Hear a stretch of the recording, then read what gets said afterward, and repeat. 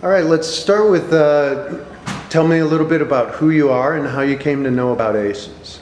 I am Kathy Heselton with Merrill's Detector Dog Services, and we offer narcotics, explosive, and bed bug detection. We also have cadaver dogs. I learned about ACES on the internet, and I did some research, word of mouth per se. From there, I contacted people that I know in the field and followed up, and I heard good things about your dog trainer, which is kind of an important part of it.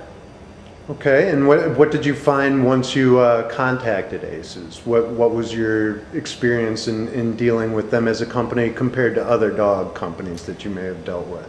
Actually, it was wonderful. Jeff is the one that I dealt with. He was a breath of fresh air. He answered all my questions. I think I called him back 2, 3, 4 times. I explained my concerns to him. He completely understood them. He could relate similar stories to me. If he didn't know the answers, he told me he didn't know the answers and that he would get them for me. He was just real.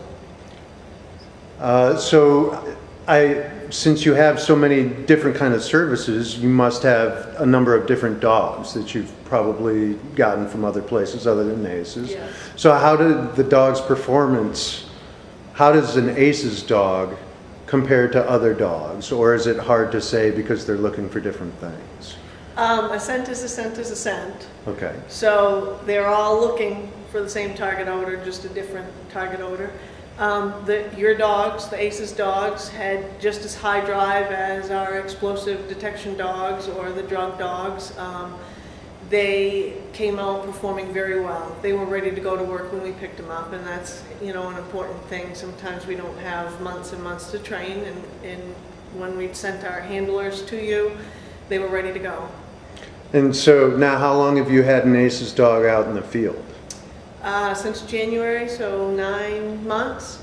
And so far all really good? Everything is great. And same thing with the customer follow through, as far as Jeff is still answering your questions when you have them? Oh geez, we just struggled with some stuff in the south.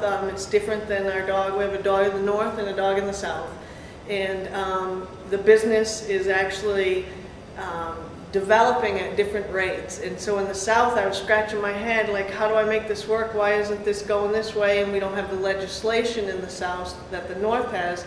And Jeff pulled together a conference call, like a webinar, on marketing, on everything. He had other people involved. We passed ideas. It was a couple hours one morning, and it was fantastic.